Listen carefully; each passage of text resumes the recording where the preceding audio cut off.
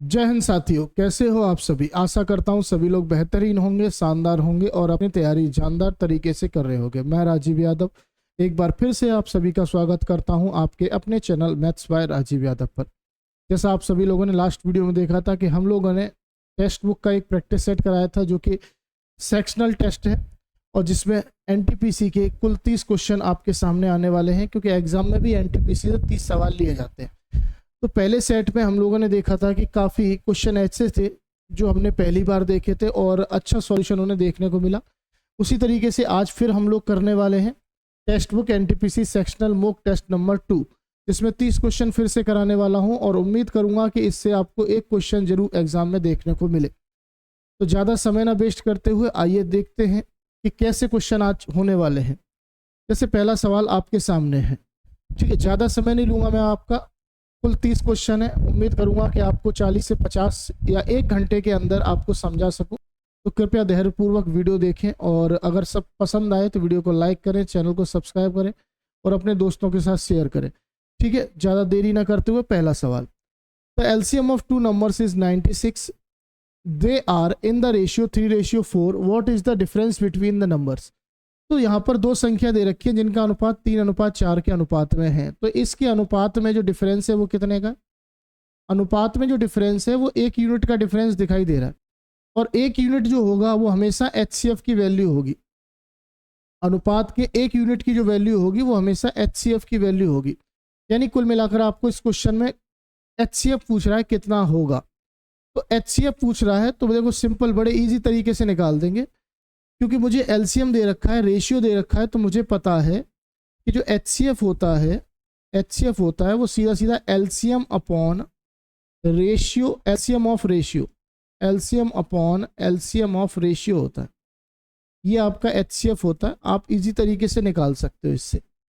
LCM कितना दे रखा है 96 और रेशियो है 3 और 4। एलसीएम लूंगा तो कितना आएगा, 3 और 4 का 12, तो काटूंगा कितना आएगा 8।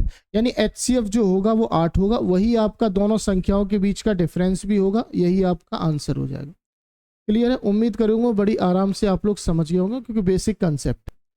नेक्स्ट क्वेश्चन पर आते हैं। सेकंड नंबर सवाल। क्वेश्चन कह रहा है कि 120 मीटर और 180 मीटर लंबाई वाली दो रेलगाड़ियां 34 किलोमीटर प्रति घंटा और 32 किलोमीटर प्रति घंटा की समान गति से विपरीत दिशाओं में यात्रा कर रही हैं। दोनों रेलगाड़ियों को एक दूसरे को पार करने में कितना समय लगेगा। क्योंकि आप लोगों ने जब रेलगाड़ी ट्रेन वाला जो चैप्टर पढ़ा होगा तब आपने पढ़ा होगा कि कभी भी दो रेलगाड़ियां एक दूसरे को क्रॉस करती हैं तो टोटल डिस्टेंस जो होती है वो दोनों की मिलाकर कवर करनी होती है। टोटल डिस्टेंस दोनों की मिलाकर कवर करनी होती है, यानी कि टोटल डिस्टेंस 300 मीटर की हो जाएगी। और अगर वो समान दिशा में जा रहे हैं, यहाँ पर जैसे कह रहा है विपरीत दिशा में जा रहे हैं, अपोजिट डायरेक्शन में जा रहे हैं, तो अपोजिट डायरेक्शन मतलब एक ट्रेन ऐसे जाएगी दूसरी ट्रेन ऐसे आएगी। तो अपोजिट डायरेक्शन के केस में आप यहाँ कहते हैं कि रिलेटिव स्पीड जो आती है, यानी कि सापेक्षित गति जो आएगी वो ऐड होकर आएगी। आप दोनों को क्या कर देंगे, ऐड कर देंगे। सापेक्षित गतियों को जो आएगी वो दोनों की स्पीड ऐड करके आएगी।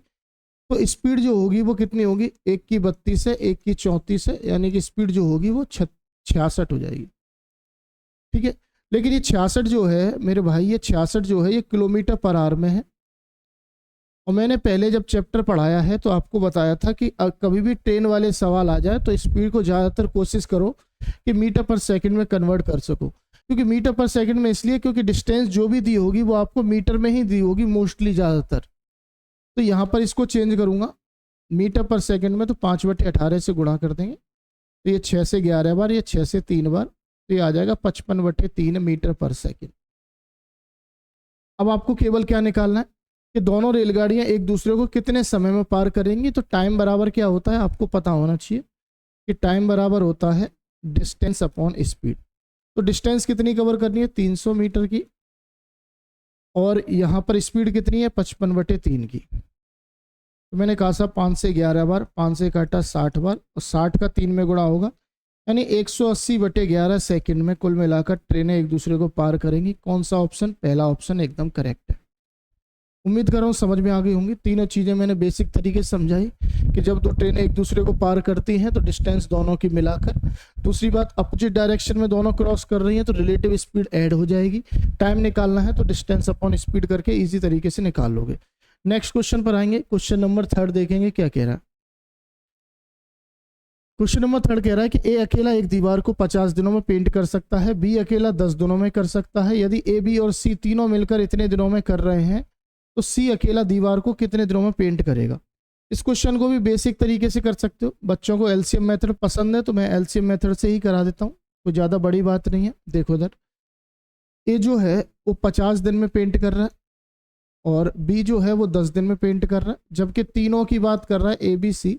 तो 6.25 को मैं क्या लिख सकता हूँ, 625/100 लिख सकता हूँ। पॉइंट हटा के 2 जीरो लगाऊंगा। 25 से 25 बार, 25 से 4 बार, ठीक है। तो ये आएगा कुल मिलाकर 25/4। तो आप इनका एलसीएम ले लो कितना आ रहा है, क्योंकि एलसीएम जो आएगा वो टोटल वर्क कहलाएगा, आपका कुल कार्य कहलाएगा एलसीएम। तो मैंने एलसीएम लिया, मुझे दिख रहा है कि 50 ही इसका एलसीएम आ रहा है। तो इनकी जो एफिशिएंसी है वो आप डिवाइड करके निकाल सकते हो, क्योंकि एफिशिएंसी जो होती है वो total work upon total time होती है। तो 50 दिन में अगर 50 काम कर रहा है तो एक दिन में एक काम करता होगा। 50 काम अगर 10 दिन में कर रहा है तो एक दिन में 5 काम करता होगा। और 25/4 काम अगर 50 दिन में कर रहे हैं तो 25/4 दिन में अगर 50 काम हो रहा है तो एक दिन में आप यहाँ कहोगे कि 8 काम होगा, ठीक है। डिवाइड करना था, कुल मिलाकर इजी तरीके से कर लोगे। तो अगर मैं कहूँ कि तीनों मेरे भाई 8 काम कर रहे हैं, जबकि ये और बी दोनों है जो है 6 काम कर रहे हैं, तो सी जो करेगा वो 8 - 6 यानी 2 काम करेगा। तो 50 काम करने में प्रतिदिन 2 के हिसाब से सी को जो टाइम लगेगा वो 25 दिन का लगेगा। ऑप्शन बी मेरा करेक्ट आंसर। बड़े इजी तरीके से निकाल दिया आपने। आप चाहो इसको फ्रैक्शन मेथड से भी कर सकते हो, फ्रैक्शन मेथड से भी इजी तरीके से निकल आएगा। फ्रैक्शन मेथड से आप वन डे वर्क निकाल लेना यहाँ से कि इसका वन डे वर्क जो आएगा वो 1/50 आएगा, इसका वन डे वर्क जो आएगा वो 1/10 आएगा, जबकि तीनों का यहाँ से सॉल्व करोगे तो यहाँ 4/25 आएगा। तो इन दोनों में से इन दोनों का वन डे वर्क निकाल लोगे तो बड़े इजी तरीके से आ जाएगा। इन दोनों का वन डे वर्क जो आएगा वो यहाँ पर आएगा 1 और 5 यानी 6, यानी कि 3/25। तो ये जो 3/25 है ये ए और बी का वन डे वर्क है, जबकि ये जो है वो तीनों का ए बी सी का वन डे वर्क है। तो सी का निकालोगे तो 4/25 में से 3/25 माइनस करोगे तो 1/25 आएगा। तो अगर सी का वन डे वर्क 1/25 है तो यानी कि सी जो है वो 25 दिन में पूरा काम कर रहा है। ऐसे भी कर सकते हो, बहुत ईजी है। चलो नेक्स्ट क्वेश्चन पर आएंगे। क्वेश्चन नंबर 4 आपके सामने। क्वेश्चन नंबर 4 मेरे भाई देखो क्या कह रहा है। On dividing a number by 42, we get 120 as the quotient and 0 as the remainder. On dividing the same number by 41, what will be the remainder? यानी किसी संख्या को 42 से डिवाइड करने पर 120 जो है वो भागफल आ रहा है और 0 शेषफल आ रहा है।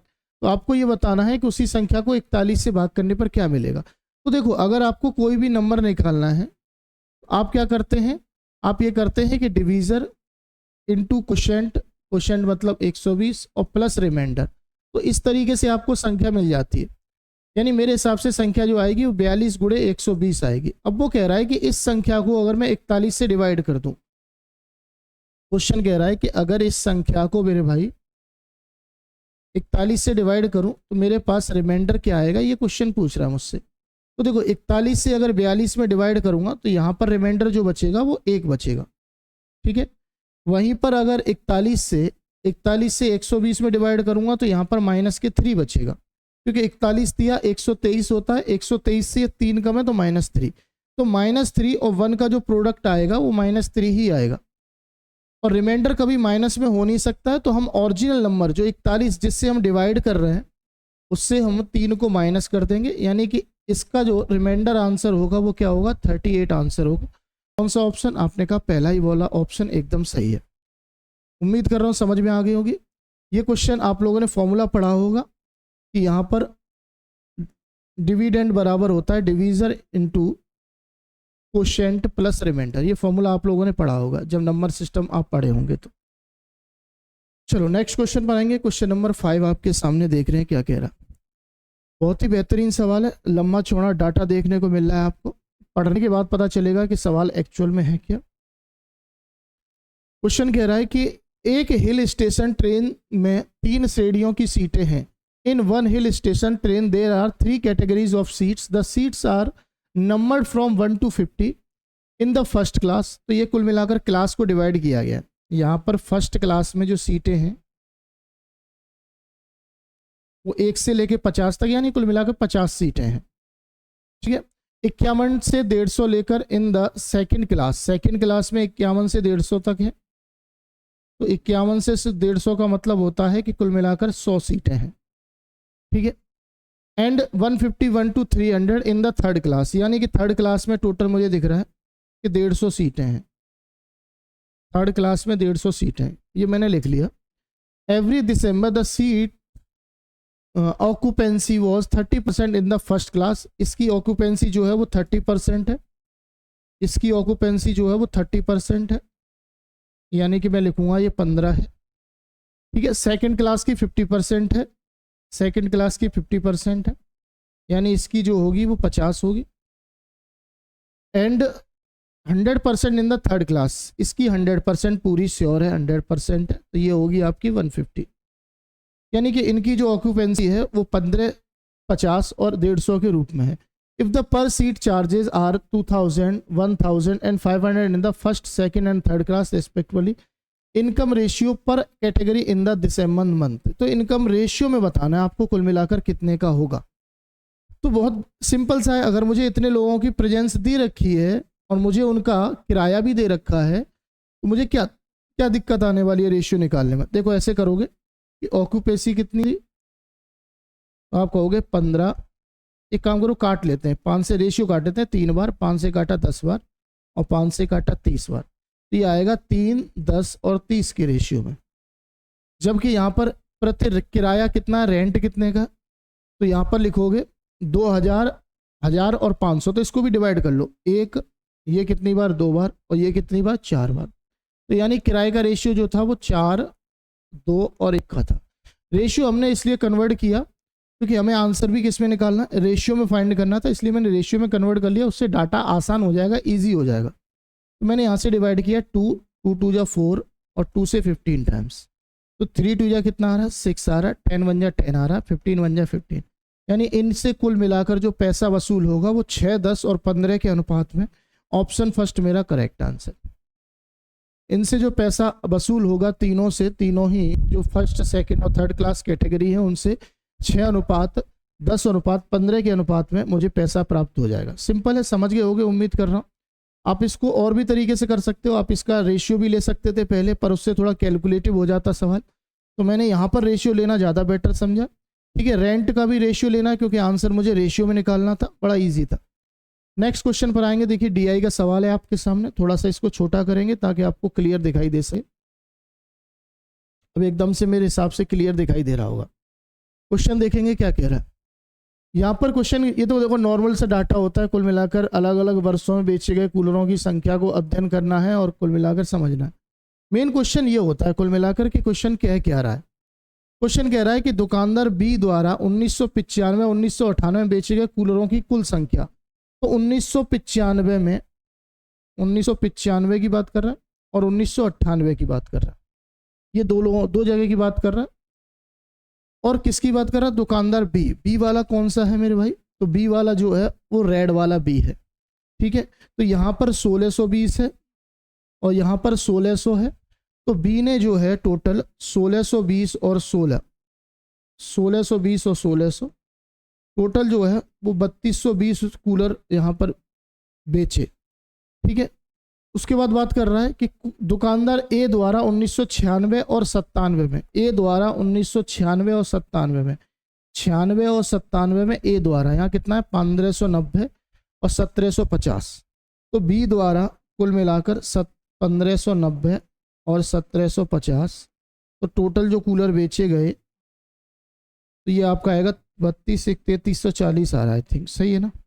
17 और 15 32, 32 1 कैरी 33। ठीक है, तो कुल मिलाकर ये ए का सॉरी ए ने जो है वो 3340 कूलर बेचे, जबकि बी ने जो है 3220 कूलर पूछ क्या रहा सवाल में। तो कूलरों की कुल संख्या से लगभग कितने % अधिक या कम है, किसका बोल रहा है? तो ये बोल रहा है कि जो बी ने जो कूलर बेचे वो ए से कितने परसेंट कम है। बी ने जो कूलर बेचे वो ए से कितने परसेंट कम है। तो आप यहाँ पर देखो कि आप कहोगे सर 120 कम है।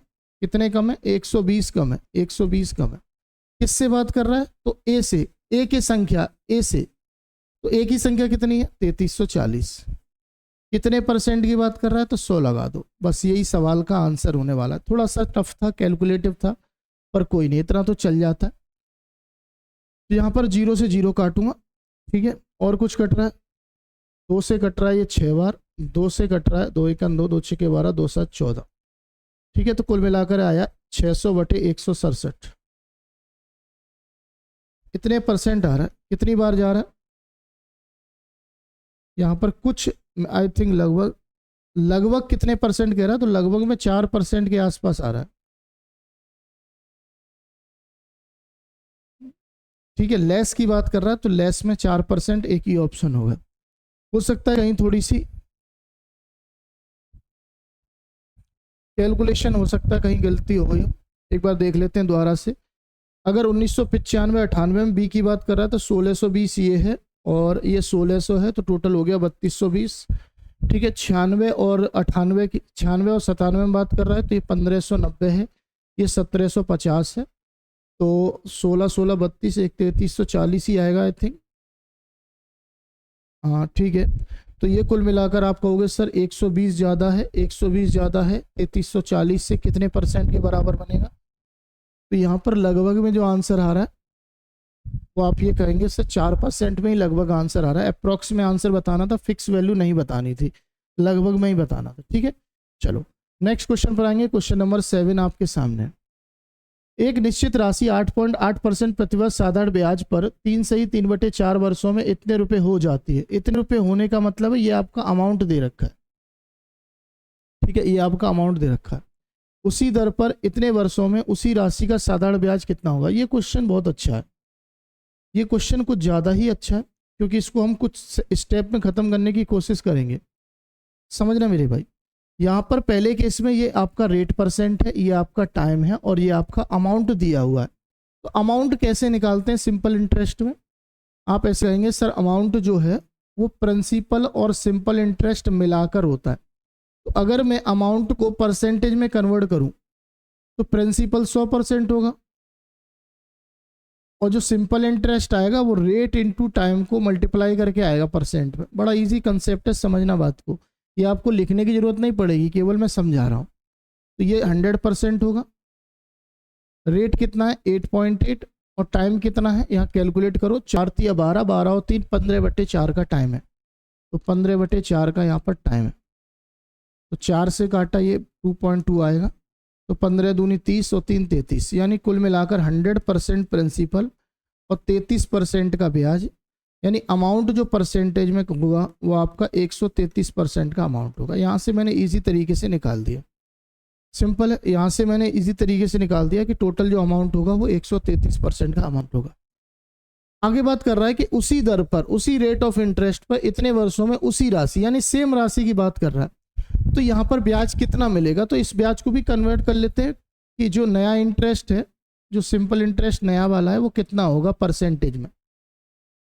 तो आप कहोगे सर 8.8 के हिसाब से 8 चौक 32 और 3 35/8,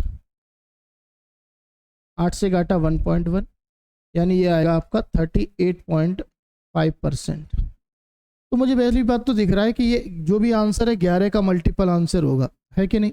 तो यहाँ देखो 5 ये तो आंसर नहीं है, ये 8 और 7 ये भी आंसर, सॉरी 7 और 7 ये आंसर हो सकता है, ठीक है। 11 और 8 ये भी आंसर नहीं है, 9 और 5 ये भी आंसर नहीं, यानी 11 से कटने वाला एक ही नंबर है, यही आपका आंसर हो सकता है। पहली बात समझ में आ गई, 11 से कटने वाला एक ही, क्योंकि आंसर जो भी आएगा 11 का मल्टीपल ही आएगा। सिंपल था, बाकी कुछ नहीं करना था। कि अगर मुझे पता चल गया कि अमाउंट इतना परसेंटेज में था और सिंपल इंटरेस्ट जो नया है वो इतना परसेंटेज में है, तो कुल मिलाकर मैं ये कहूँगा कि सर मुझे 133% की वैल्यू दी हुई है। कितनी दी है? तो 12,236 दी हुई है। मुझे जो मान निकालना है वो 38.5 का निकालना है, ठीक है। तो करते क्या है कुल मिलाकर? तो करते ये है मेरे भाई कि जिसका मान दिया होता है उसका डिवाइड कर देते हैं और जिसका मान निकालना होता है उसका मल्टीप्लाई कर देते हैं, बस इजी था, आंसर आ गया है इससे। ठीक है, कैलकुलेशन करना है, बाकी कुछ नहीं है। तो मैं किससे काटने की कोशिश करूंगा भाई, 7 से काटते हैं। 7 एक 7, 7 निम 63, 7 पंजे 35 और 7 पंजे 35। ठीक है, 19 का टेबल आता होगा, 19 से काट दो। 19 छिक्के 114, 19 चौका 76, 19 चौका 76। ठीक है, तो यहाँ से 55 पॉइंट हटाओगे 0 आ जाएगा, बटे में नीचे भी आएगा, ध्यान रखना, बटे में 10 आ जाएगा। तो ये 5 से 11 बार, 5 से 2 बार, 2 से काटूंगा तो ये 322 बार कटेगा। तो 322 में अगर 11 का गुणा करूंगा तो मुझे दिख रहा है कि 2 2 2 4, 3 2 5 और 3, यानी 3542 ही आएगा। यही मेरा करेक्ट आंसर है। थोड़ा सा कैलकुलेटिव हो गया पर कोई बात नहीं, इतना चल जाता है। ठीक है, बाकी आप डिविजिबिलिटी 11 का लगा सकते थे और आप आराम से कह सकते थे इसका आंसर जो होगा वो ऑप्शन बी होगा। कुछ ही स्टेप में खत्म हो जाती बातें, लेकिन अगर आपको ऐसे करना है तो ऐसे भी कर सकते हो। ठीक है, बाकी रेशियो लेके भी कर सकते हो कि इसका और इसका रेशियो ले सकते थे, तब भी आंसर इजीली आ जाता, तो कैलकुलेशन थोड़ी सी बच जाती। चलो नेक्स्ट क्वेश्चन पर आएंगे। क्वेश्चन नंबर 8 आपके सामने क्या कह रहा है। क्वेश्चन 8 कह रहा है कि दो गोलों की त्रिज्याओं का योग जो है वो 28 है, उनके आयतनों का अनुपात इतना है, तो गोलों की त्रिज्याएं बतानी है, कुल मिलाकर कितनी होंगी। तो देखो यहाँ पर कह रहा है कि दो गोलों की त्रिज्याओं का योग जो है, सम जो है वो कितना है, 28 है, जबकि उनका वॉल्यूम है, उनका वॉल्यूम का रेशियो, वॉल्यूम 1 और वॉल्यूम 2 का रेशियो जो है वो 27 और 64 का है। तो अगर मैं इसको रेशियो निकालना चाहूँ तो रेशियो जो आएगा वो क्यूब रूट ऑफ 27 और 64 आएगा, यानी कि 3:4 में आएगा। सिंपल है। तो यहाँ पर अनुपात में जो है वो 7 यूनिट इनका सम है, जबकि सम जो 28 था, यानी 1 यूनिट की वैल्यू जो आएगी वो 4 आ जाएगी। तो पहली रेडियस जो आएगी वो 4 × 12 आएगी और दूसरी रेडियस जो आएगी वो 4 × 16 आएगी। तो 12 16 वाला एक ही ऑप्शन है, बात खत्म होगी। बड़ी इजी तरीके से हमने सॉल्व कर दिया। ठीक है, इजी सवाल था, सिंपल क्वेश्चन था, कर पाओगे। अगला सवाल देखो। क्वेश्चन नंबर 9 कह रहा है कि the average age of Ram and Shyam, if Rahim replace Ram then the average age will become 26 year, if Rahim replace Shyam then the average age will become 30 years. What are the respective ages of Ram, Shyam and Rahim. ठीक है, 3 लोगों की बात कर रहा है, राम, श्याम और रहीम। यहाँ पर रिप्लेस करने की बात कर रहा है। रिप्लेस करने से कोई ज़्यादा फर्क नहीं पड़ता। कुल मिलाकर ये कहना चाह रहा है कि राम और श्याम का एवरेज इतना है। ठीक है, और अगर राम की जगह रहीम आ गया तो रहीम और श्याम का एवरेज इतना है, और रहीम की जगह अगर श्याम आ गया तो कुल मिलाकर रहीम और राम का एवरेज इतना है। ये कहना चाह रहा है। मैं लिख देता हूं एक बार कि राम और श्याम का जो एवरेज है, एवरेज जो है यहाँ एवरेज लिख लेना, वो कितने का है, 28 का है। ठीक है, और यहाँ पर रहीम और जो श्याम का एवरेज है वो कितने का है, आप लिखोगे यहाँ पर 26 का है। और जबकि यहाँ पर राम और रहीम का जो एवरेज है वो कितने का है, 28 का, सॉरी 30 का दे रखा है, 30 का दे रखा है। ठीक है, सिंपल है, मैंने डाटा लिख लिया जो क्वेश्चन कह रहा था। अब देखो इस क्वेश्चन में करना क्या होता है कि अगर आपको इन तीनों का एवरेज निकालना है, राम का, रहीम का, राम का, श्याम का और रहीम का, अगर आपको तीनों का एवरेज निकालना है तो आप इन तीनों संख्याओं का एवरेज निकाल दो। तीनों संख्याओं का एवरेज, तीनों संख्याएं कितनी होंगी, 8 और 6 14, हासिल 1, 3 4 7 और 1 8, कुल मिलाकर 3 संख्याएं। तो एवरेज मुझे दिख रहा है कि 3 दूनी 6, 3 8 24, यानी इन तीनों का एवरेज भी कितना होगा, 28 होगा। इन तीनों का एवरेज भी कितना होगा, 28 होगा। यहाँ से मैंने सिंपल निकाल दिया। समझ में आ गई होंगी बातें।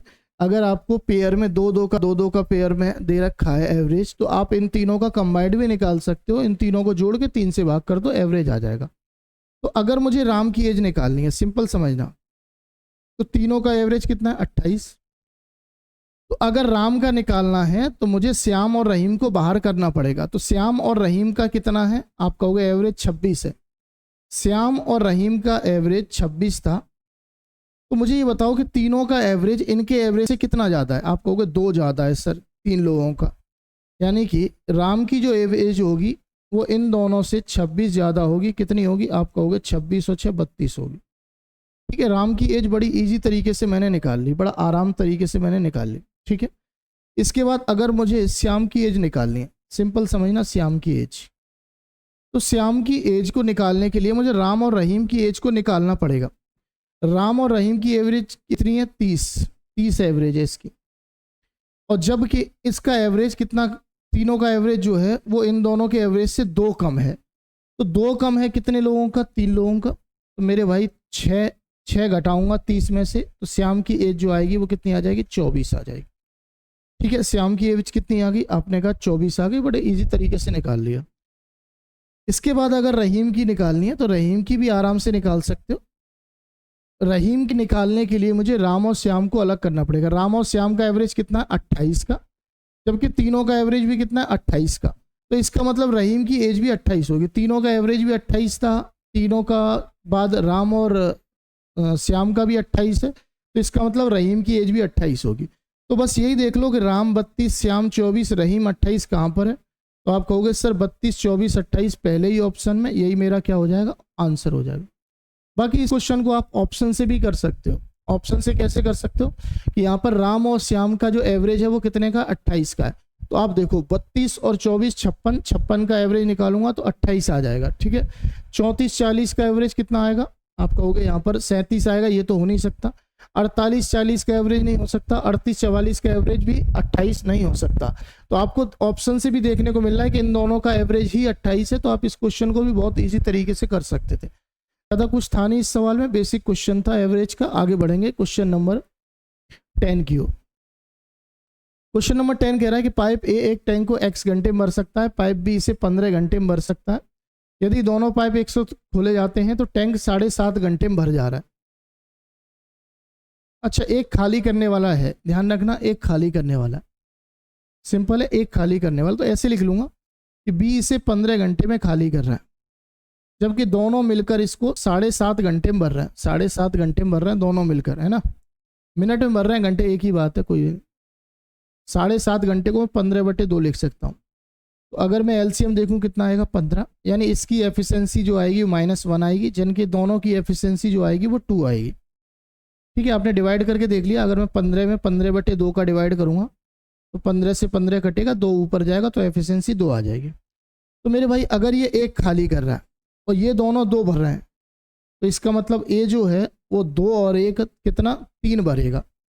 तो 15 भरने के लिए ए को कुल मिलाकर 3 के हिसाब से 5 घंटे का समय लगेगा। यही आपका आंसर होने वाला, यही आपका होने वाला आंसर कि ए जो है वो कुल मिलाकर 5 घंटे में, या 5 घंटे ही है ना, कुल मिलाकर घंटे ही होगा, क्योंकि यहाँ पर सब में घंटे ही आ रहे हैं। ईजी था, आसान था।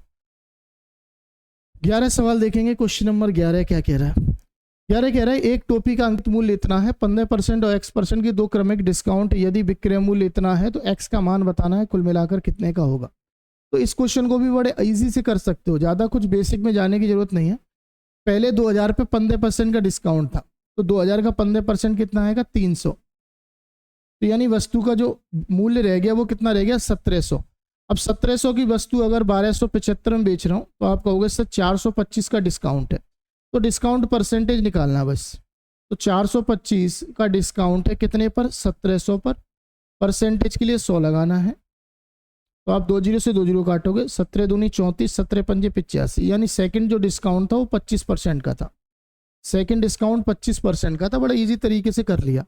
मैंने कहा पहले डिस्काउंट 2000 का 15% 300 रुपये का, तो बचे मूल्य कितना? 1700। 1700 की वस्तु अगर 1275 में बेची जा रही तो 425 का डिस्काउंट रहा होगा। परसेंटेज में निकालना था कितना आएगा।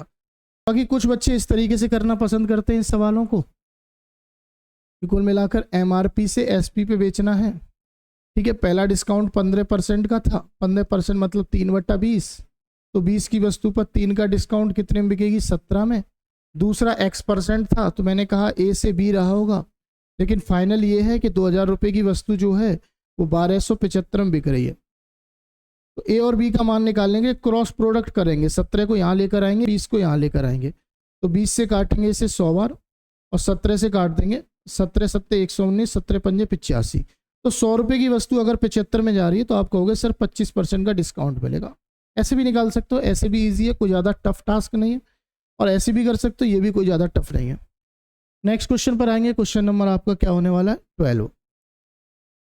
ये क्वेश्चन भी बहुत अच्छा है। कह रहा है in the given figure as T जो है पैरेलल है क्यू आर के और S T ratio Q R जो है वो 3:8 है। तो ratio of the area of triangle P S T and trapezium Q R T S, यानी इस ट्राइंगल और इस ट्रेपेजियम का मुझे एरिया निकालना है। बहुत अच्छा सवाल है। अगर मुझे बात की जाए कि किसी भी एक ट्राइंगल की बात करा, जैसे यहाँ ट्राइंगल बना हुआ है, तो किसी भी एक ट्राइंगल की बात करूं, अगर ये साइड इसके पैरेलल है, ये साइड इसके पैरेलल है, तो ये वाला जो ट्राइंगल है यहाँ पर ऐसे लिख दूंगा कि if S T parallel Q R दे रखा है, तो मैं ये कहूँगा कि ट्राइंगल पी एस टी जो होगा वो सिमिलर हो जाएगा ट्राइंगल पी क्यू आर के। ठीक है, सिमिलर हो जाएगा ट्राइंगल पी क्यू आर के। बड़ा इजी तरीके से कह दिया। तो मेरे भाई इस सिमिलर होने का मतलब सिंपल सा होता है कि अगर मैं एरिया की बात करूं, area of triangle P S T और area of triangle P Q R, तो इनका जो रेशियो होगा, इनके एरिया का रेशियो जो होगा वो इनकी साइड के रेशियो के स्क्वायर के बराबर होगा। इनकी साइड के रेशियो के स्क्वायर के बराबर होगा इसका, और ये बड़े वाले ट्राइंगल का जो एरिया का रेशियो होगा वो। तो इनका रेशियो जो दे रखा है वो 3 और 8 का दे रखा है। तो यानी इनके एरिया का रेशियो जो आएगा वो 9 और 64 आएगा। कितना आएगा? 9 और 64 आ जाएगा। यानी इसका एरिया अगर 9 है तो इस पूरे का एरिया जो आएगा वो कितना है? 64 है। तो इस ट्रेपेजियम का एरिया में से अगर इस ट्राइंगल का एरिया निकाल दूं तो कुल मिलाकर इस ट्रेपेजियम का एरिया कितना आ जाएगा? 55। कितना आ जाएगा? 55। तो मुझसे इन दोनों का क्या पूछा था? अनुपात पूछा था। तो इसका एरिया 9 है जबकि इसका एरिया 55 है, तो आंसर भी 9 और 55, option number first is the right answer. Clear है? आराम से समझ गए होगे। सिमिलरिटी पर आधारित सवाल था, बहुत इजी तरीके से कर लोगे। नेक्स्ट क्वेश्चन पर आएंगे। क्वेश्चन नंबर 13 आपके सामने क्या कह रहा? क्वेश्चन नंबर 30 कह रहा अरुण कुमार ने 8 टीवी सेट 24,000 प्रति सेट की दर से खरीदे और सभी 8 सेटों को कुल इतने की कीमत पर बेचा। तो अगर मुझे एक सेट का सीपी दिया हुआ है तो एक सेट का एसपी निकाल देता हूँ 8 से डिवाइड करके। 8 दूनी 16, ठीक है, 66 बचा, 8 2 64, कितना बच गया? 25, 8 या 24, 8 दूनी 16, 0। तो एक सीवी सेट का एसपी जो है, एक टीवी सेट का एसपी जो है वो 28,320 है, जबकि सीपी जो है वो कितने का है? 24,000 का। तो मैं यहाँ से प्रॉफिट निकाल सकता हूँ। प्रॉफिट कैसे निकालते हैं? एसपी में से सीपी को घटाकर। तो 28,320 रुपये के एसपी वाली वस्तु 24,000 में खरीदी थी, तो आप सीधा कहोगे सर 4320 का मुझे प्रॉफिट होगा। तो अगर प्रॉफिट परसेंटेज निकालना है तो मैं सीधा कहूँगा कि 4320 का प्रॉफिट है। सीपी कितना था? 24,000 का।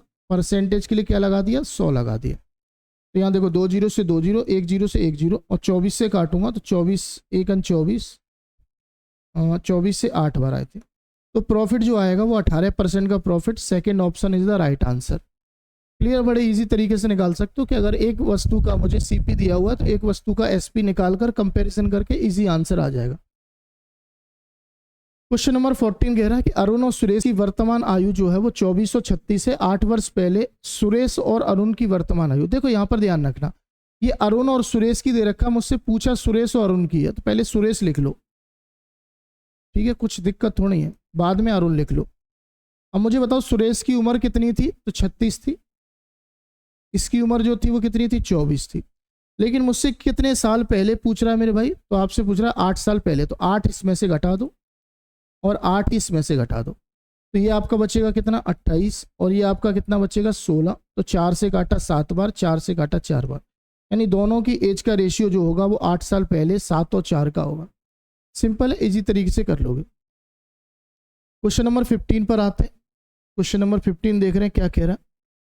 विष्णु सुबह 10 बजे स्थान ए से स्थान बी के लिए निकला और सुदीप दोपहर 2 बजे स्थान बी से स्थान ए की ओर निकला, यानी कि दोनों की डायरेक्शन अपोजिट है। एक ए से बी जा रहा है, एक बी से ए जा रहा है। दोनों स्थानों के बीच की दूरी दे रखी है। यदि विष्णु की गति इतनी है और सुदीप की गति इतनी है तो किस समय मिलेंगे? तो देखो ध्यान रखना कि जब भी अपोजिट डायरेक्शन होती है तो मिलने की बात करें तो रिलेटिव स्पीड हमेशा क्या हो जाएगी? ऐड हो जाएगी। ठीक है, तो इसके लिए ऐसे सवालों के लिए आप डायरेक्ट भी कर सकते हो। मुझे ये पता है कि एक व्यक्ति जो है वो सुबह 10 बजे चला है, विष्णु सुबह 10 बजे चला है, जबकि सुदीप जो है वो 2 बजे चला है, यानी कि ये 4 घंटे तक चला होगा, ये 4 घंटे तक चला होगा और यहाँ कहीं पहुँच गया होगा। इसके बाद ये यहाँ चलेगा, ये ऐसे चलेगा, तो कुल मिलाकर कुछ दूरी बाद मिल जाएंगे। इस तरीके से सवाल निकालना है। तो बेसिक से तो आप बना ही लेते हो, मैं डायरेक्ट बता देता हूँ कैसे करना है।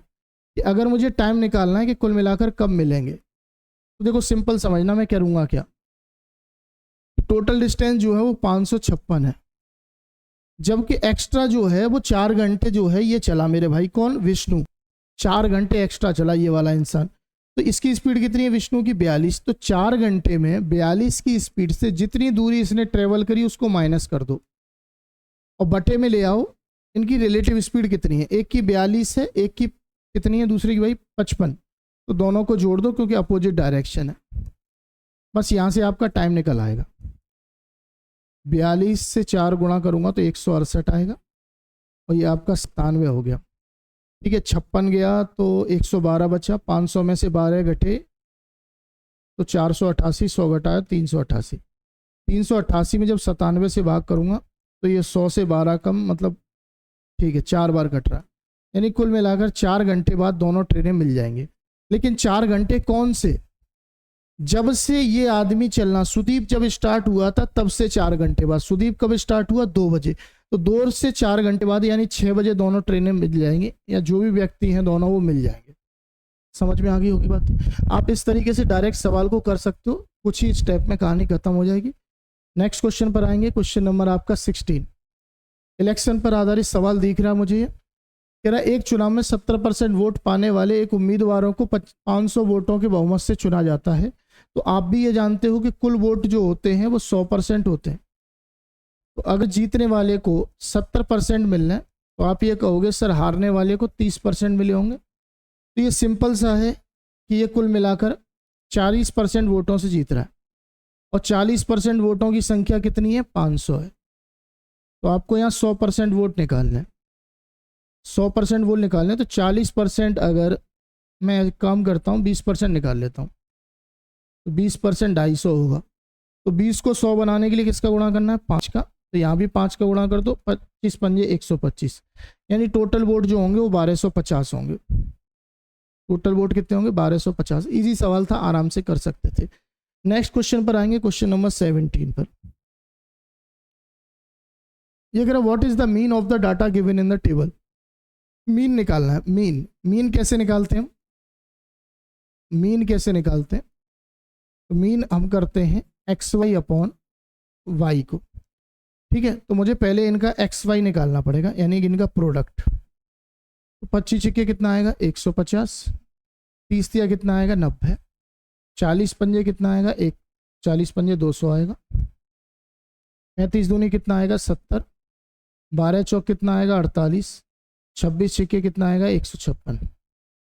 ठीक है, जोड़ लो कितना आ रहा है, तो यहाँ 8 और 6 14, हासिल 1 आएगा, तो 15 और 9 24 और 1 25, 25 20 45, 45 और 11 कितना हो गया, 56, 56 और 15 71। तो टोटल आ गया 714। और वहीं पर y की वैल्यू निकाल लो, y कितना है टोटल, तो 25 और 35 कितना हो गया, 30 2 50, 60 60 60 60 100 130, 130 और 30 160 और 8 168। ठीक है, तो मूल कुल मिलाकर अगर मुझे मीन निकालना है तो मैं सीधा कहूँगा कि 714/168 ही मेरा आंसर होगा। काटा पीटी कर लो, 168 से काटेगा क्या, कट जाएगा मेरे हिसाब से, तो 168 से 4 बार कटो, तो 8 चौक 32, 3 16 चौक 64 और 3 67, तो कितना 28 और 14 42 बच रहा, 42 बच रहा, तो 42 में 0 लगाऊंगा, तो 16 दूनी 32, 2 बार जाएगा, 8 दूनी 16, 16 दूनी 32 और 33। अब कितना बचेगा कुल मिलाकर, यहाँ आ रहा है 8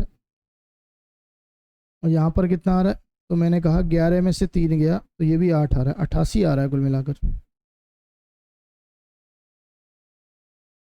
ठीक है कि नहीं, देखो कैलकुलेशन है, कुछ नहीं, 4 के आसपास एक ही तो ऑप्शन है, 4 के पास एक ही ऑप्शन है, उसी को लगा दो, क्यों इतनी तामझाम करना है, एक ही ऑप्शन है 4 के आसपास, वही लगा दिया मैंने, ज़्यादा कुछ परेशानी देखेंगे नहीं। क्वेश्चन नंबर आएंगे 18 पर, क्या कह रहा है, जब आंसर क्लियर दिखाई दे रहा है कि यही आंसर होने वाला है तो क्यों उसमें मूड मारना गुणा भाग करके। ठीक है कि नहीं, चलो क्वेश्चन कह रहा है कि राज्य में उत्तीर्ण और अनुत्तीर्ण अभ्यर्थियों का अनुपात दिया हुआ है।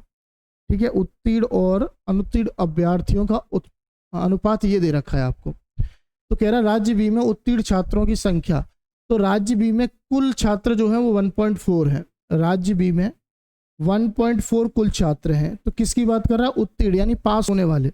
तो पास होने वाले कुल मिलाकर 3 हैं छात्र, पास होने वाले 3 हैं, जबकि टोटल छात्र जो है वो 4 और 3 कितने हैं? 7 हैं। तो यहाँ से मैं कहूँगा कि टोटल पास होने वाले बी में छात्र होंगे वो 0.6 होंगे। यही मेरा आंसर है। कुछ ही स्टेप में कहानी खत्म कर दी। अगला सवाल क्वेश्चन नंबर 19 आपके सामने देख रहे हैं क्या कह रहा है। क्वेश्चन कह रहा है एक समचतुर्भुज के एक विकर्ण की लंबाई 30 है। यदि चतुर्भुज का क्षेत्रफल दे रखा है तो दूसरा विकर्ण। तो समचतुर्भुज यानी कि रोम्बस का जो एरिया होता है वो आप भी जानते हो, रोम्बस का एरिया 1/2 एरिया ऑफ रोम्बस। अगर एरिया ऑफ रोम्बस की बात करी जाए तो 1/2 d1 इंटू d2 होता है। ठीक है, तो एरिया अगर 300 दे रखा है आपको और 1/2 d1 भी 30 दे रखा है, तो d2 निकालना कोई बढ़िया टास्क नहीं था। आप यहाँ सीधा कह सकते थे कि 10 दूनी कितना आंसर आएगा? 20 आएगा। फॉर्मूला पता होना चाहिए मेंसुरेशन के सवालों में, बस इससे ज़्यादा कुछ नहीं पता होना चाहिए, इजी तरीके से निकल आते हैं। ठीक है, सब कुछ मेंसुरेशन में फॉर्मूला बेस ही होता है। अगला सवाल क्वेश्चन नंबर 20 आपके सामने क्या कह रहा देखते हैं। क्वेश्चन कह रहा है कि a cube plus b cube और a square plus a b plus b square का तीसरा समानुपाती जब ए 2 है और बी 3 है तो थर्ड प्रोपोर्शनल क्या होता है? बताओ। थर्ड प्रोपोर्शनल जो होता है, थर्ड प्रोपोर्शनल वो सेकंड टर्म, सेकंड का स्क्वायर अपॉन फर्स्ट ही तो होता है। ये होता है कुल मिलाकर थर्ड प्रोपोर्शनल, सेकंड का स्क्वायर अपॉन फर्स्ट। तो यहाँ पर अगर वैल्यू दी है तो पहले वैल्यू रख के मैं वैल्यू निकाल लेता हूँ, कुल मिलाकर इसका मान कितना आएगा। तो अगर ए की जगह 2 रखूंगा, 2 का क्यूब कितना होगा? 8, और बी की जगह 3 रखूंगा, 3 का क्यूब 27, यानी फर्स्ट टर्म जो आएगा वो 27 और 8 35 आएगा। ठीक है, ऐसे यहाँ पर रखो 2 का मान, 2 का स्क्वायर 4 और 2 गुणे 3 6 और 3 का स्क्वायर 9, तो ये जो आएगा ये 19 आएगा, है कि नहीं? ठीक है, तो बस वैल्यू रख दो। 35 का स्क्वायर, सॉरी सेकंड टर्म क्या आ रहा है? सेकंड टर्म 19 आ रहा है, तो 19 का स्क्वायर बटे में आ जाएगा 35। तो 361 में अगर 35 का भाग दूंगा तो ये 10 के आसपास आंसर होगा। 10 के आसपास एक ही ऑप्शन है। ठीक है ना, 10 से ज़्यादा ही होगा कुल मिलाकर। देखो 35 दाई जो होता है वो 350 होता है, 10 से कुछ ज़्यादा, एक ही ऑप्शन है 10 से कुछ ज़्यादा, यही आंसर है। कुछ नहीं करना मुझे इसमें, सिंपल है। फॉर्मूला पता होना चाहिए कि थर्ड प्रोपोर्शनल जो होता है वो सेकंड का स्क्वायर अपॉन फर्स्ट होता है। चलो क्वेश्चन नंबर 21 पर आएंगे। क्वेश्चन नंबर 21 देखते हैं क्या कह रहा है। क्वेश्चन नंबर 21 जो है सिंप्लीफिकेशन का बेहतरीन क्वेश्चन है तुम्हारे सामने।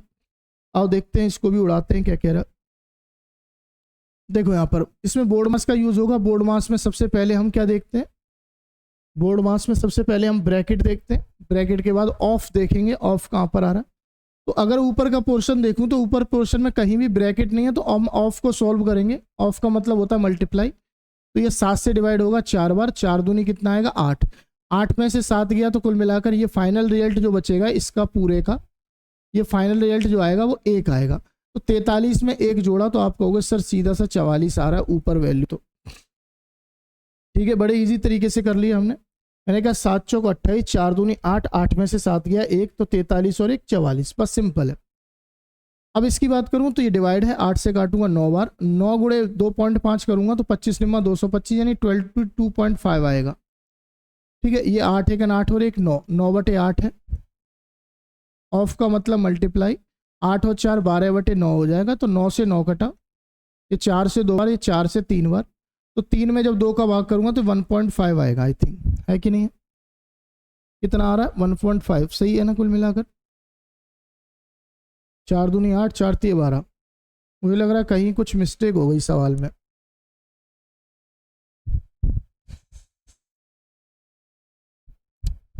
सवाल में कहीं मिस्टेक है, देखो ध्यान रखना। ये यहाँ पर माइनस आएगा, यहाँ पर प्लस आएगा, ऐसा हो सकता है नहीं? इसमें हो सकता है मिस्टेक हो थोड़ी सी। ये 4/8 आएगा, 4/9 आएगा, 9 से 9 कटेगा, ये 4 से 2 बार, यानी कि 1/2 आएगा कुल मिलाकर। 1/2 का मतलब 0.5 आएगा। तो 44 में जब भाग दूंगा 22 का तो आंसर जो आएगा वो 2 आएगा। ठीक है, कैलकुलेट करेक्शन कर लेना भाई, थोड़ा सा सवाल को टाइपिंग में दिक्कत हो गई। यहाँ पर प्लस है और यहाँ पर माइनस है, ये सवाल कुल मिलाकर कह रहा है। ठीक है, कैलकुलेट कर लेना, बहुत इजी होता है, बोर्ड मार्क्स ध्यान में रखना है बस। चलो प्रोबेबिलिटी का ये सवाल देख रहे हो आप लोग, बहुत अच्छा क्वेश्चन है। क्या कह रहा है एक बार पढ़ेंगे। कह रहा है यदि ई और एफ ऐसी घटनाएं हैं कि पीई जो है, प्रोबेबिलिटी ऑफ ई जो है वो 0.3 है, प्रोबेबिलिटी एफ जो है वो 0.2 है, और प्रोबेबिलिटी एफ अपॉन ई दे रखा है, प्रोबेबिलिटी ई अपॉन एफ निकालना है। तो प्रोबेबिलिटी ई अपॉन एफ निकालने का डायरेक्ट फॉर्मूला हो सकता है, आपको पता होना चाहिए क्या होगा। तो आप लिखेंगे प्रोबेबिलिटी ई इंटू प्रोबेबिलिटी में एफ अपॉन ई और डिवाइड करोगे प्रोबेबिलिटी ऑफ एफ। बस इतना सा कंसेप्ट था ये फॉर्मूला आपको पता होना चाहिए कुल मिलाकर। तो आप कहोगे प्रोबेबिलिटी ई पे और जो चांस है वो 0.3 है, और एफ अपॉन ई के जो है वो 0.6 है, और प्रोबेबिलिटी ऑफ एफ जो है वो 0.2 है। तो इससे मैंने काटा ये 3 बार और 3 का गुणा करा, तो मैंने कहा 0.9 मेरा आंसर हो जाएगा। कौन सा ऑप्शन? थर्ड ऑप्शन करेक्ट है। ठीक है, थर्ड ऑप्शन करेक्ट है। तो ये भी फॉर्मूला बेस्ड सवाल था, फॉर्मूला आना चाहिए, आप इजी तरीके से कर सकते हैं। क्वेश्चन नंबर 23 पर आएंगे। क्वेश्चन नंबर 23 भी देखो हैवी डाटा पर आधारित क्वेश्चन है। कह रहा है कि इन अ competition examination held in the year 2000 a total of 6 lakh students appear and 40% pass the examination. 40% of the total student were females and the rest were males. The pass percentage among the males was 50%. तो मुझे females का passing percentage बताना है। तो ये तो बहुत easy है, आप इसको एवरेज कंसेप्ट से बना सकते हैं। एवरेज कंसेप्ट से बना सकते हैं, कैसे कर सकते हैं? तो देखो सिंपल समझना, मुझे यहाँ पर टोटल स्टूडेंट का कितना दे रखा है कि 40% पास हो रहे हैं, जबकि यहाँ पर 40% जो है वो इसमें क्या है, 40% of the total student were females. 40% student जो है वो क्या है, फीमेल है, आप यहाँ से कह सकते हैं। तो देखो अगर मैं बात करूँ मेल और फीमेल की, तो 40% का मतलब आपको भी पता है कि यहाँ 2/5 होता है, यानी कि 5 स्टूडेंट में अगर 2 फीमेल हैं तो आप ये कहोगे 3 मेल होंगे। तो यहाँ से मैं टोटल कह सकता हूँ कि टोटल जो होगा वो 5 स्टूडेंट हो सकते हैं। ठीक है, समझ में आ गई बात है, ईजी था आराम से। अब मुझे ये बताओ कि टोटल का कितना पास है? 40%। टोटल का 40% पास है, ठीक, जबकि मेल का जो है वो 50% पास है। मुझे फीमेल का निकालना है, तो बड़े इजी तरीके से मैं लगा सकता हूँ। यहाँ पे मैं कहूँगा 50 दिया 150% आएगा, और ये 2x% आएगा। इन दोनों को मिलाकर टोटल जो होना चाहिए वो 40 पंजे 200% होना चाहिए। तो मैं अगर 2x की वैल्यू निकालूंगा, 2x की वैल्यू निकालूंगा, 200 में से 150 गया 50%, और 50 में 2 से भाग किया, यानी कुल मिलाकर फीमेल का जो पासिंग परसेंटेज है वो कितना है? 25% है। फीमेल का जो पासिंग परसेंट है वो कितना है? 25% है। बड़ा इजी तरीके से आपने कर लिया। ठीक है, नेक्स्ट क्वेश्चन पर आएंगे। क्वेश्चन नंबर आपके सामने 24। क्वेश्चन 24 कह रहा है कि 5 लीटर दूध के मिश्रण में 13% पानी है। 5 litre mixture of the milk has 13% water in it. 1 litre of water is added to the mixture. What is the ratio of milk and water? 1 litre मिला रहा है, 5 में 1 और मिला के 6 कर दे रहा है कुल मिलाकर। ठीक है कि नहीं, 5 और 1 में मिलाकर 6 कर दे रहा है कुल मिलाकर। बड़ा आराम से कर सकते हो। देखो जरूरी नहीं है आप इसको नॉर्मली करो, बेसिक से भी कर सकते हो। कि अगर मैं 5 लीटर को मान लूँ 500, 5 लीटर को 500 मान लो, सिंपल समझना। तो देखो इसमें मिल्क और वाटर की बात करते हैं, तो 500 में 13% का पानी था, 13% पानी था, तो 500 का 13% निकालूंगा, 2 जीरो से 0, 13 पंजे 65 आएगा। तो 500 में अगर 65 पानी है तो जाहिर सी बात है 435 जो होगा वो मिल्क होगा। सिंपल समझना मेरे भाई, 500 में अगर मैं देखूँ कि 65 मेरा पानी है तो मिल्क जो होगा वो 435 होगा। अब मैंने 1 पानी और मिला दिया, तो भाई 5 को अगर 500 मानना हो तो 1 को 100 मानूंगा। बात समझ में आ रही? 5 को अगर 500 मानना हो तो 1 को 100 मानूंगा। तो अगर मैं 100 पानी मिला दूं इसमें कुल मिलाकर, तो 435 मेरा भाई मिल्क होगा और 165 पानी होगा। रेशियो निकालना था, 5 से काटा 87 और 5 से काटा 33। यही मेरा क्या है? आंसर। यही मेरा क्या है? आंसर। बड़े इजी तरीके से आपने फाइंड कर लिया। चलो नेक्स्ट क्वेश्चन पर आएंगे, 25 नंबर सवाल पर। ये ट्रिग्नोमेट्री का सवाल है। यहाँ पर क्या है, यदि सेक थीटा बराबर 4/3 है तो tan square theta plus tan 4 theta का मान क्या होगा, ये बताना है। तो देखो आपने अगर tan की वैल्यू निकालनी है सेक से, तो आपने फॉर्मूला पढ़ा होगा कि sec square theta minus tan square theta बराबर क्या होता है, 1 होता है। तो यहाँ से अगर मुझे टेन स्क्वायर थीटा की वैल्यू निकालनी है तो मैं ये भी कह सकता हूँ कि सेक स्क्वायर थीटा -1 करना पड़ेगा मुझे, है कि नहीं। सेक स्क्वायर थीटा -1 करना पड़ेगा। तो सेक की वैल्यू 4/3 है, तो स्क्वायर करूँगा तो 4 का स्क्वायर 16, 3 का स्क्वायर 9 -1, तो कुल मिलाकर 7/9 वैल्यू आएगी।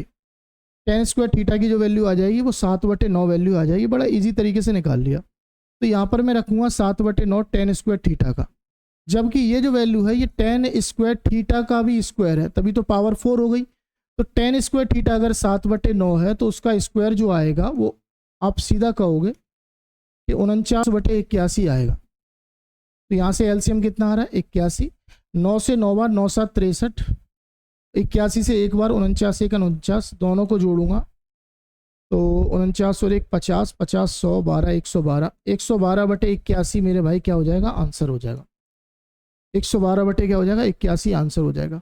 तो सिंपल है, आपको फॉर्मूला पता होगा तब भी कर सकते हो। आप नॉर्मली ट्रिपलेट से भी कर सकते थे, ऐसे ट्राइंगल बना के। आपको ये पता होना चाहिए कि सेक थीटा जो होता है, सेक थीटा जो होता है वो हाइपोटेनस अपॉन बेस होता है। तो हाइपोटेनस अगर 4 है तो बेस जो होगा वो 3 होगा। तो यहाँ से आप इसकी वैल्यू निकाल सकते थे।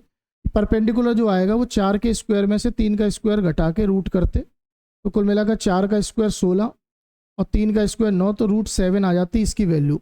इसकी वैल्यू √7 आती। तो अगर टेन थीटा का मान निकालना होता तो आप यहाँ करते कि परपेंडिकुलर अपॉन बेस करते, तो ये √7/3 आता।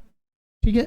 तो अगर मुझे टेन स्क्वायर निकालना पड़ता तो इसका स्क्वायर करता तो ये 7/9 आ जाता। तो इस तरीके से सेम चीज़ें निकलती पर थोड़ा सा कैलकुलेटिव हो जाता, इसलिए मैंने फॉर्मूला रखना ज़्यादा बेटर समझा। क्वेश्चन नंबर 26 कह रहा है कि प्रिया ने 12% प्रतिवर्ष की दर से एक निश्चित राशि उधार ली। यदि उसने 2 वर्ष के अंत में वार्षिक रूप से संयोजित ब्याज के रूप में इतने रुपए का भुगतान किया तो उसने कितनी राशि उधार ली। तो ये जो है कुल मिलाकर रुपए का भुगतान कर रहा है, यानी कि ये कुल मिलाकर ब्याज है, कंपाउंड इंटरेस्ट है ना। कंपाउंड है कि सिंपल है, इंग्लिश पढ़ते Priya borrowed certain sum of rate of 12% if the paid इतना at the segment compounded annually. हाँ, कंपाउंड इंटरेस्ट है, ध्यान रखना। तो कंपाउंड इंटरेस्ट 10,176 रुपये का भुगतान कर रहा है। कितने के रेट पे, 12 के रेट पे। कितने साल में, 2 साल में। तो 2 साल का अगर कंपाउंड इंटरेस्ट में परसेंटेज में निकालूं तो मैं सीधा कहता हूं कि आप 2r/r² लगा दो।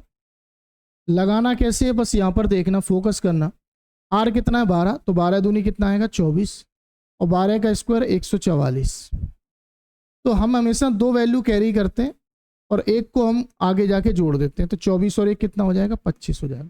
तो टोटल जो इंटरेस्ट मिलेगा कंपाउंड इंटरेस्ट वो 25.44% का कंपाउंड इंटरेस्ट मिलेगा। जबकि यहाँ पर रुपए में जो कंपाउंड इंटरेस्ट कह रहा है वो 10,176 का कह रहा है। तो आप सीधा कहोगे सर 25.44% जो है ना वैल्यू, वे 10,176 के बराबर है। तो पॉइंट हटाओगे 2 जीरो लगेगा। तो ये 2544 का मुझे साफ साफ दिखाई दे रहा है 4 गुना है। तो 1% अगर 400 के बराबर है तो मुझसे पूछा क्या है इसने भाई, तो उधार ली यानी प्रिंसिपल पूछा है, तो 100% जो होगा वो 40,000 होगा। बड़े इजी तरीके से आंसर निकालते हैं। नेक्स्ट क्वेश्चन पर आएंगे, क्वेश्चन नंबर 27। ये क्वेश्चन भी बहुत ही बेहतरीन है। दिए गए त्रिभुज में ओ अंत्य केंद्र है, ए ही 4 है, ए सी जो है वो 9 है, बी सी अगर 10 है, तो भुजा ए बी की लंबाई बतानी है, यानी इसकी माप बतानी है आपको। तो अगर ये मेरे भाई ये कुल मिलाकर ओ जो है इन सेंटर है, तो इन सेंटर कब बनता है, जब एंगल बाइसेक्टर होते हैं। तो एंगल बाइसेक्ट हो रहा है, यानी कि ये मैं देखूं, इसको मैं अगर देखूं तो यहाँ पर ये एंगल बाइसेक्ट हो रहा है।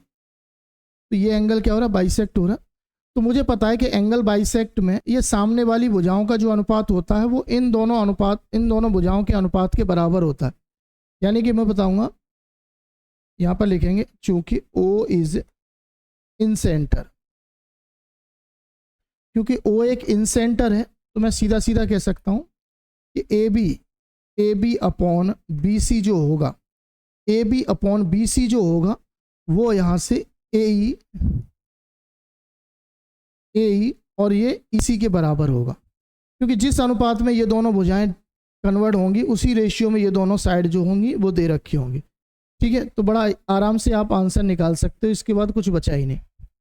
तो देखो, अगर मुझे ए बी फाइंड करनी है और बी सी जो है वो 10 है और ए ई जो है वो 4 है, और ई सी की बात करूं, ई सी तो आप देख रहे हैं ये पूरा 9 है और ये 4 है, तो जाहिर सी बात है ये 5 होगा। ठीक है, तो 5 से काटा 2 बार, 4 दूनी 8, यानी ए की वैल्यू जो आएगी वो कितनी आ जाएगी, 8 आ जाएगी। बड़े आराम से आपने आंसर निकाल दिया, अच्छा क्वेश्चन था। नेक्स्ट क्वेश्चन पर आएंगे, ज़्यादा समय ना वेस्ट करते हुए। क्वेश्चन नंबर 28 देखो आपके सामने है। क्वेश्चन नंबर 28 क्या कह रहा है, एक बार पढ़ते हैं। एक निश्चित समय अवधि के बाद बैंक में निवेश की गई 24,000 रुपये की राशि इतने रुपए हो जाएगी जब ब्याज की चक्रवृद्धि दर पर 5% का रेट होगा जो वार्षिक रूप से संयुक्त होगी। कितने महीनों में यह राशि इतने रुपए हो जाएगी। टाइम पूछ रहा है आपसे, और किसका सवाल है, कंपाउंड इंटरेस्ट का सवाल है, चक्रवृद्धि का। तो देखो टाइम के लिए आप इन दोनों का रेशियो भी ले सकते हो। ठीक है, प्रिंसिपल और अमाउंट का रेशियो ले सकते हो। ये 24,000 और 26,460, तो 0 से 0 कट रहा है। किससे कटेगा ये, 6 से काट के देखो, 6 से 400, 6 चौक 24, 6 चौक 24, 6 एकन 6। तो कुल मिलाकर मुझे ये दिख रहा है कि 5% का रेट है। 5% मतलब 1/20, तो 20 और 21 का रेशियो बनेगा, 20 और 21 का रेशियो। तो मुझे साफ साफ दिख रहा है ये 20 का स्क्वायर है, ये 21 का स्क्वायर है। 20 का स्क्वायर है, 21 का स्क्वायर। स्क्वायर होने का मतलब है जो टाइम है ना, जो टाइम है वो 2 ईयर का है। 2 ईयर को हम सिंपल कहेंगे 24 मंथ। 2 ईयर को आप सिंपल कह सकते हैं 24 मंथ। ठीक है, सिंपल था। आगे बढ़ेंगे नेक्स्ट क्वेश्चन पर। क्वेश्चन नंबर 29 कह रहा है कि the shadow of pole 6 metre height is 15 metre long and at the same time the shadow of tree is 25 metre long. What is the height of tree. तो देखो simple है, बहुत easy सवाल होते हैं, इसमें हमें कुछ नहीं करना होता। बेसिक सवाल है कि अगर 15 मीटर की मेरी शैडो है तो जो हाइट है जो भी है पोल की वो 6 मीटर की है। तो शैडो जब 15 मीटर की है तो हाइट जो है वो कितने की, 6 की है। तो अगर शैडो 25 की हुई, शैडो अगर 25 की हुई तो देखो सिंपल है, 15 को 25 बनाने के लिए क्या करना पड़ेगा, 5/3 का गुणा करना पड़ेगा, है कि नहीं। 25 में भाग कर लो 15 का, 25 में भाग कर लो मेरे भाई 15 का। तो 5 से 5 बार, 5 से 3 बार, सिंपल है, 5/3 करना पड़ेगा। तो यहाँ पर भी मैं 5/3 करूँगा, तो 3 से काटा 2 बार, 5 दूनी 10, यानी कुल मिलाकर पेड़ की जो लंबाई होगी वो कितनी होगी, 10 मीटर की होगी। पेड़ की लंबाई कितनी होगी, 10 मीटर। बहुत ईजी था, आराम से कर सकते हो। लास्ट क्वेश्चन पर आएंगे। लास्ट क्वेश्चन भी यहाँ पर देख लो, आई थिंक ये DI से आधारित सवाल है। क्वेश्चन देख रहे हैं क्या कह रहा है। ठीक है, लास्ट क्वेश्चन है बस। मैं ये तो पढ़ूंगा नहीं, ये तो नॉर्मल सा है, जाहिर सी बात है। मैं सवाल पढ़ रहा हूँ। क्या कह रहा है कि वर्ष 2016 और 2017 में मिलाकर उन बच्चों की कुल संख्या कितनी थी जो अधिक वजन वाले नहीं थे, अधिक वजन वाले नहीं थे। 2016 और 2017 की बात कर रहा है। चिल्ड्रन यहाँ 7500 है, यहाँ 10,500 है। ये क्या है, परसेंटेज ऑफ ओवरवेट। ये ओवरवेट वाले हैं, जबकि मुझसे नहीं पूछ रहा है, नहीं, जो ओवरवेट नहीं है। तो अगर यहाँ पर 30% ओवरवेट हैं बच्चे 7500 का, अगर 30% बच्चे ओवरवेट हैं तो नहीं कितने होंगे, 70% नहीं होंगे। ठीक है, तो मैं यहाँ से निकाल देता हूँ, 20 से 20 परसेंटेज कट जाएगा, 7 पंजे 35, 35 और 3 52 हो जाएगा, सॉरी 49 और 3 52 हो जाएगा। ठीक है, और दूसरी संख्या 10,500 है, 10,500।